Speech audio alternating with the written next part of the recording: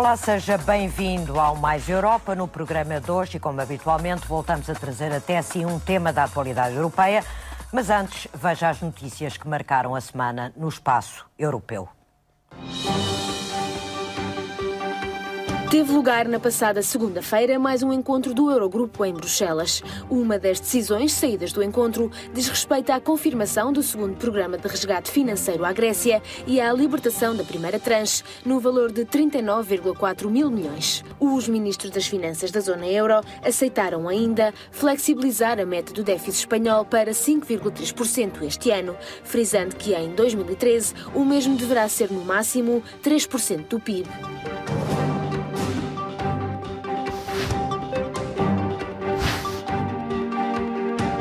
O Comissário Europeu dos Assuntos Económicos, Olli Rehn, fez esta semana uma visita de 2 dias a Portugal para debater a aplicação do Programa de Ajuda Financeira e as possibilidades de crescimento do país.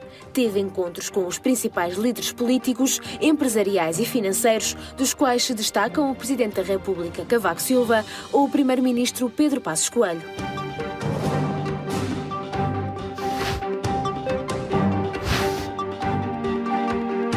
A União Europeia, os Estados Unidos e o Japão vão apresentar uma queixa à Organização Mundial do Comércio contra a China. A mesma deve-se às restrições recentemente impostas por Pequim às suas exportações de metais raros usados em várias indústrias. Se por um lado os queixosos argumentam que ao travar as exportações a China está a aumentar os preços dos metais raros que explora no seu território, por outro o governo chinês alega estar apenas a proteger o ambiente e a conservar os recursos naturais.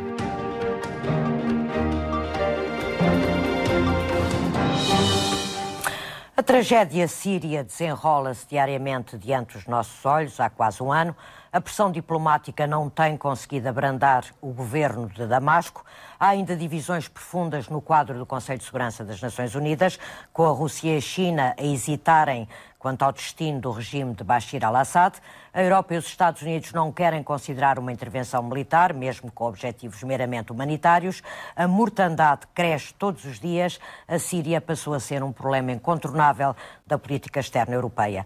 É isso que queremos debater hoje com os nossos convidados. Ana Santos Pinto, investigadora do Instituto Português de Relações Internacionais da Universidade Nova de Lisboa, e Mário David, eurodeputado do Partido Popular Europeu e membro da Comissão dos Assuntos Externos do Parlamento Europeu.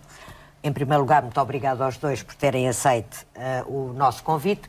Como é costume, e começo por si, Ana, as senhoras primeiro, queria um brevíssimo comentário a alguma das 3 notícias que hoje apresentámos sobre o que aconteceu no espaço europeu. Eu destacaria a primeira notícia da reunião do Eurogrupo e a libertação da segunda tranche à Grécia, porque é o culminar, digamos assim, de um bloqueio que esperemos nós resolva e reanime aquilo que tem sido uma época muito complicada para a União Europeia, uma demonstração de pouca solidariedade. E uma época muito complicada para a Grécia também. Também. Mário, uma notícia das 3. Eu ia, para não pegar, para não repisar, na mesma, ia talvez, ainda dentro da mesma notícia, frisar o facto do Eurogrupo também ter aceito o limite de endividamento que o novo governo espanhol anunciou. O que é uma coisa excepcional. Nós, PPE, tivemos uma reunião, o Birro do Grupo teve uma reunião com o Primeiro-Ministro Rajoy, e ele disse: eu podia-vos ter dito, a vós, União Europeia, os números que vocês queriam ouvir, mas com estes eu comprometo-me. E com outros eu iria seguramente faltar. E, portanto, prefiro, numa de transparência e numa de até poder dizer aos mercados isto vai correr assim, anunciar para este ano 5,7, julgo eu. Sim, e depois comprometer-me que no ano seguinte cumprirei os 3%. 2 notícias positivas. Aquela que desbloqueia a tranche para a Grécia e aquela que permite à Espanha ter uma situação um bocadinho mais flexível no controle do seu déficit. E para nós extremamente importante, na medida em que a Espanha é o nosso mercado mais importante. Evidentemente. Já voltamos ao debate, mas veja primeiro a peça que preparámos para si e que o ajudará a compreendê-lo um pouco melhor. A 15 de março do ano passado, os sírios quiseram juntar-se à Primavera Árabe e saíram à rua para protestar contra o presidente Bashar al-Assad, no poder há 11 anos. Um ano depois, a oposição ao regime não conduziu a reformas, antes a um banho de sangue que a comunidade internacional não tem conseguido estancar. A diplomacia tem sido o seu principal instrumento para tentar demover Bashar al-Assad de permanecer no cargo. A Liga Árabe por várias vezes já propôs que o presidente sírio se demita de forma pacífica e que seja formado um governo de união nacional. Por sua vez, a ONU, através do seu Conselho de Segurança, já elaborou uma resolução contra o regime sírio, que acabou por não ser aprovada devido ao veto da China e da Rússia. Ainda assim, aprovou em Assembleia Geral, com o apoio de 27 países, uma resolução que não tem poder vinculativo, mas que condena as violações dos direitos humanos na Síria e apela ao fim da violência e à saída de Assad do poder. No fim de fevereiro, o Conselho de Direitos Humanos da ONU revelou as conclusões de uma investigação sobre os acontecimentos na Síria, que levou a uma condenação formal. Segundo o relatório, forças militares têm assassinado mulheres e crianças, bombardeado áreas residenciais e torturado feridos em camas de hospitais, como forma de repressão. O Observatório Sírio dos Direitos Humanos estima que, desde o início dos protestos, a violência na Síria já fez mais de 8.500 mortos, a maioria civis. A União Europeia também não tem poupado esforços para travar o regime sírio e, a 27 de fevereiro, aprovou a 12ª tranche de sanções à Síria, prevendo a proibição de voos de carga no espaço europeu, restrições às transações de ouro e outros metais preciosos e ainda a inclusão de mais 7 pessoas numa lista negra que já atingiu 150 pessoas e organizações ligadas ao regime e que as impede de pedir vistos para a Europa e cujos bens no espaço europeu estão congelados. As pressões internacionais já conseguiram garantir a entrada da Cruz Vermelha na cidade de Homs há mais de um mês sob um apertado cerco armado e um encontro entre al-Assad com o enviado da ONU e da Liga Árabe, Kofi Annan, que se mostrou otimista com o resultado das reuniões. O presidente sírio, Bashar al-Assad, prometeu a realização de eleições gerais que terão lugar no próximo dia 7 de maio.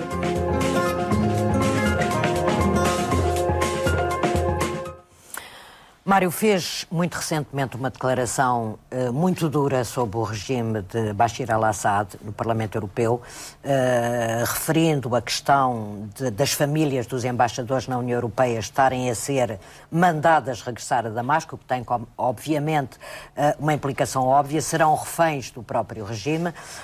Mas o Parlamento Europeu, a União Europeia, estão a fazer o suficiente face àquilo que nós todos os dias estamos a ver que se passa na Síria?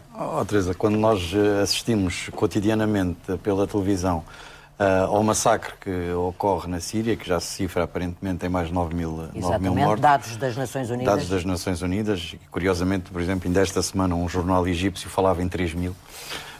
Não é por acaso. Mas, enfim, quando assistimos a esta tragédia, ninguém está a fazer o suficiente. E quando, neste momento, através da mediação do antigo secretário-geral das Nações Unidas, Kofi Annan, indigitado e, enfim, mandatado pelas Nações Unidas e pela Liga Árabe. Quando assistimos, ainda esta semana também, nestes 2 últimos dias, a declarações quer dos serviços diplomáticos chineses, quer essencialmente, e aí assim é que eu julgo que houve uma maior evolução, o ministro dos Negócios Estrangeiros russo, Sergei Lavrov, no sentido de que é necessário buscar uma solução que não é uma solução por via militar. Isso julgo que estamos todos de acordo, embora possa haver a necessidade de instalação de capacetes azuis, mas que sejam exclusivamente, ao contrário do que aconteceu na Líbia, que sejam exclusivamente oriundos de países árabes. Exatamente. Para poder manter uma certa paz social, ou para poder criar corredores humanitários, para poder permitir o acesso de entidades médicas, e de ajuda alimentar, e toda a espécie que é preciso levar a alguns sítios. De todo o género, essencialmente na zona de Homs, em Hama, em Deraa. Quando julgo que há em toda a comunidade internacional há um sentimento de frustração. Julgo que não ficava mal também dizer que há um certo sentimento de hipocrisia, porque relativamente à Líbia, com as riquezas naturais que tem, houve mais vontade, digamos, houve mais empenhamento de intervir. Embora também depois os números, obviamente, tenham sido, infelizmente, muito maiores em termos de mortes do que aquilo que já ocorreu até agora na Síria, mas julgo que tudo isto pode levar a que aconteçam duas coisas nos próximos dias. Uma é uma maior consciencialização da comunidade internacional e, portanto, não só da Rússia como da China, mas também dos outros 10 países, e quando olhamos para a lista... Estão no Conselho de Segurança neste... Não, eu não estava a falar nesses. Não. Porque no Conselho de Segurança já conseguimos reduzir apenas à Rússia... Há 2 vetos que são inultrapassáveis. À Rússia e à China, mas na própria Assembleia Geral das Nações Unidas houve 12 votos contra. Enfim, podemos se calhar falar em cada um deles e compreendemos rapidamente. Na Europa apenas a Rússia e a Bielorrússia. Depois houve 17 abstenções, entre as quais a de Angola. Também para Todas essas abstenções e votos contra são significativos. São significativos, mas foi o único país de expressão portuguesa que se absteve também foi Angola. Bom, mas centrando-nos uma vez mais na questão pode acontecer uma de duas coisas. Não, ou pode acontecer um escalar dos confrontos, visto que alguns países ricos do Golfo querem armar as forças da oposição, e isso podia levar, obviamente, a um escalar do conflito, ou, finalmente, a busca de uma discussão política, que obviamente teria que passar, não é que tenha que passar desde o início como pré-condição pela partida do Presidente Assad, embora eu julgue que ela é inexorável. Mas teria que passar pelo adiamento das eleições fantoches que estão anunciadas agora para dia 7 de maio. E para alguma forma de calma no terreno. Não é? Mas por isso mesmo alguma é que se houvesse uma certa garantia de que todas as forças políticas poderiam participar numas eleições, que não seriam a 7 de maio, seriam numa outra data qualquer que viesse a ser fixada, e em que todos pudessem pelo menos sentar à mesa de negociações. Teresa, eu tive 2 vezes, e peço desculpa por estar a ser tão longo, tive 2 vezes a oportunidade de me encontrar, enquanto Presidente da Delegação do Mashrek, com o Presidente Assad. E das 2 vezes tive a sensação de estar a falar com um homem que estava... Eu não o quero defender, obviamente, porque ele é o responsável supremo de tudo quanto está a passar. Mas a verdade é que das 2 vezes fica com a nítida sensação que ele estava perfeitamente condicionado, não só por laços familiares, quer do irmão mais novo, quer do cunhado, como também pelos antigos conselheiros do seu pai, que completamente o condicionavam. Isso é um bom motivo para passarmos para a Ana. Ana, o que muita gente se interroga neste momento, em Portugal e não só, é porque é que a Síria tem um tratamento diferente da Líbia. O Mário Davi acaba de citar uma razão, o petróleo, mas não queremos ser tão cínicos assim. Haverá certamente diferenças muito grandes entre o regime da Síria e o regime da Líbia. Que diferenças são essas? Eu acho que mais do que diferenças no regime, nós estamos a falar da própria natureza e da localização geopolítica, que eu acho que é determinante, e das alianças internacionais. Diferenças do ponto de vista interno.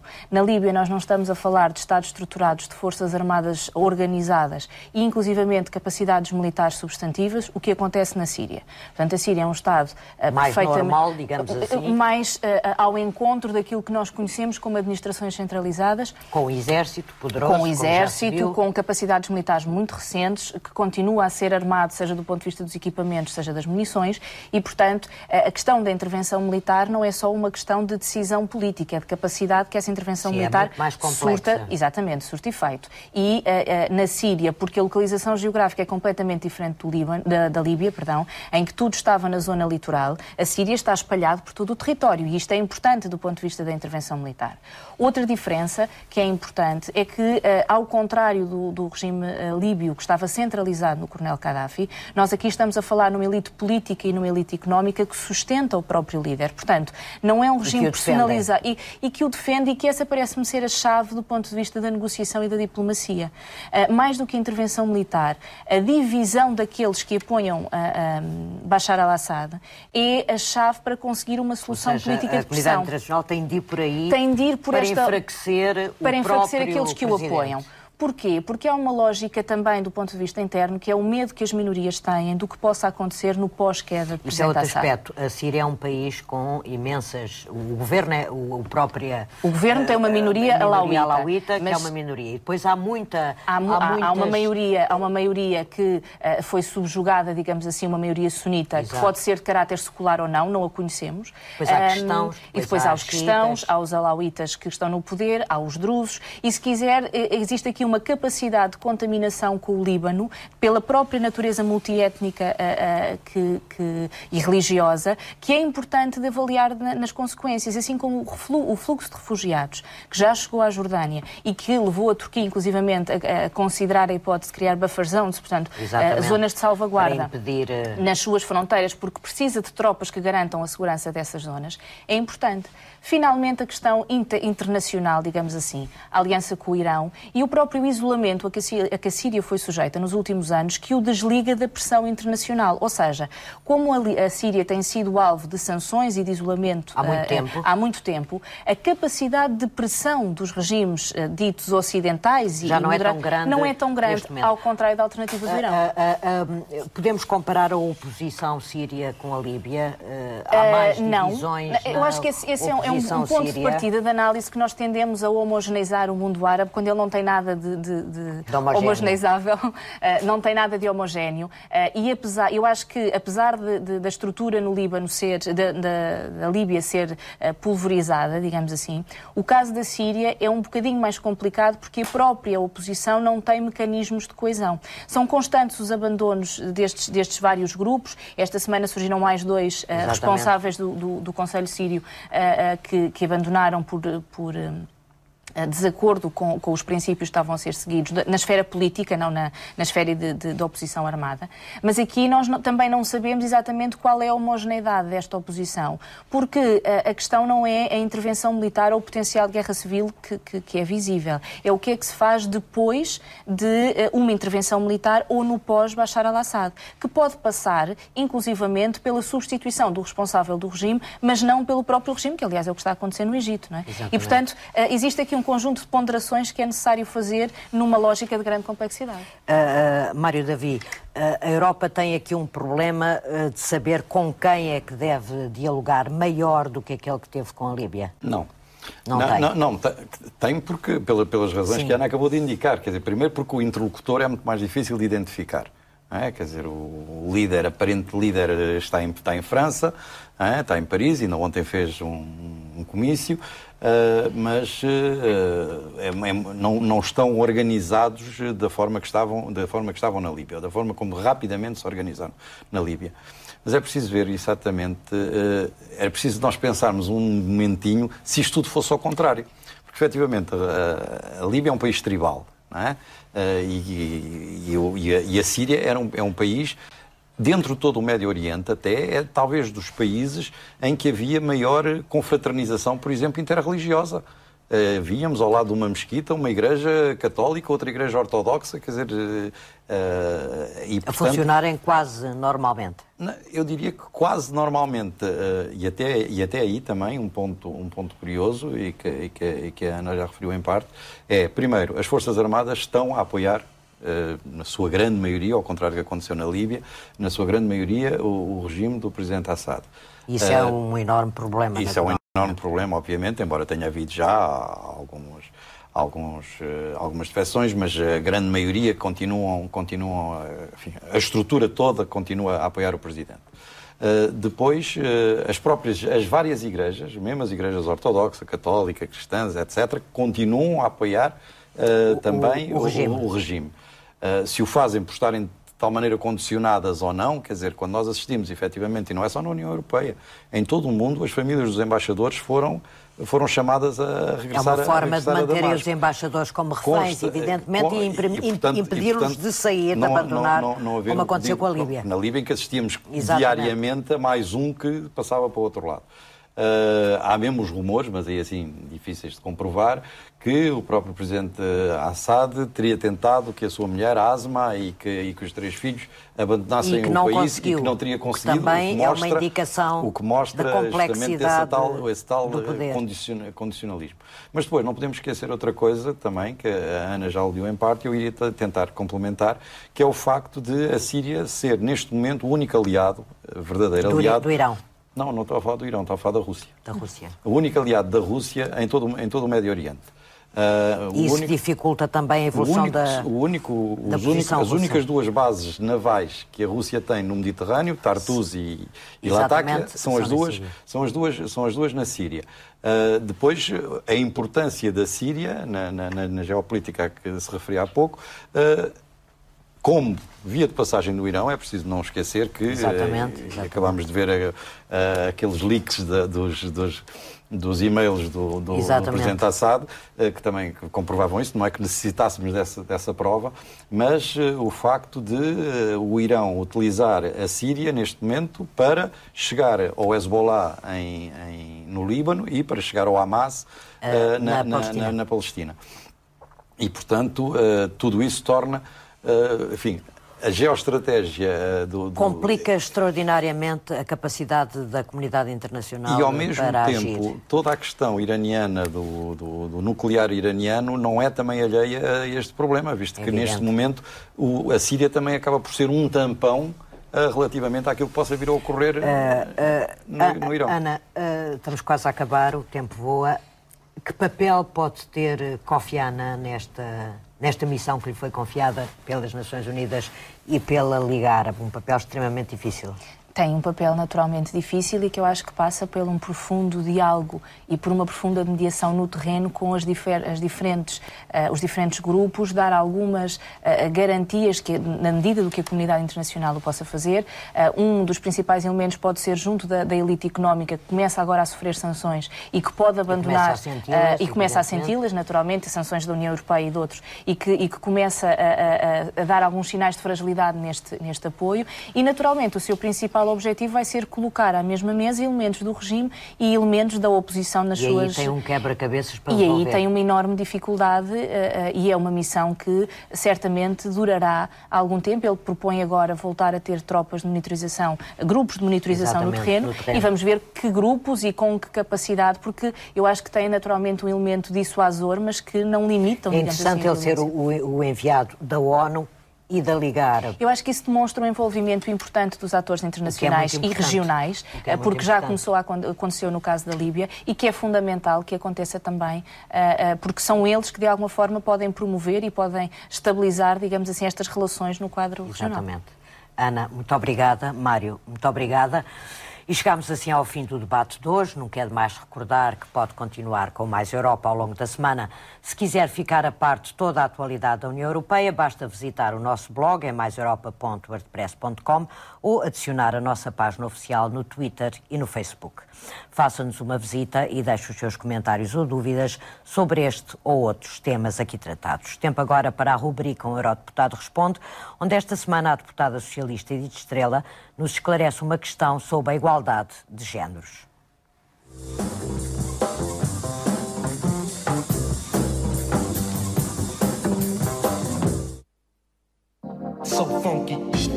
A igualdade de género constitui um dos princípios fundamentais do direito comunitário e a União Europeia tem desenvolvido várias ações no sentido de assegurar a igualdade de oportunidades e tratamento entre ambos os sexos. A luta contra a pobreza, o acesso à educação e aos serviços de saúde, a participação na economia e nos processos decisórios e os direitos das mulheres enquanto direitos humanos são outras das causas apoiadas pela União Europeia neste âmbito. A propósito deste tema, Edith Estrela, a eurodeputada socialista e vice-presidente da Comissão dos Direitos da Mulher e da Igualdade dos Géneros, responde esta semana à seguinte questão: quais são os principais desafios no âmbito da igualdade de géneros que o Parlamento Europeu tem procurado apoiar?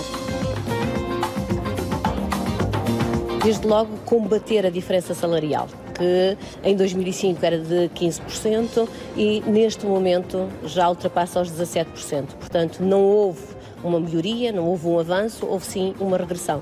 E isso é muito importante porque tem consequências ao nível da reforma e tem também consequências ao nível da conciliação entre a vida familiar e a vida profissional. Outra área muito importante em que nós estamos a trabalhar é a área da participação da mulher na tomada de decisão, quer na tomada de decisão política, quer na tomada de decisão económica. E nesse sentido, há países que já adotaram cotas para assegurar uma representação equilibrada de homens e mulheres nos conselhos de administração das empresas públicas e das empresas cotadas na Bolsa. Noutros países, como é o caso de Portugal, temos a lei da paridade, que já assegura uma representação equilibrada de ambos os géneros nas listas sujeitas a sufrágio. E entramos assim na reta final do nosso programa de hoje. Já sabe que todas as segundas-feiras pode acompanhar via online a agenda do Mais Europa, na qual lhe damos conta dos acontecimentos que marcam a semana no espaço comunitário, bastante para isso visitar o nosso blog. Entretanto, o nosso encontro fica marcado para a próxima semana, à mesma hora, aqui na RTP Informação. Até lá.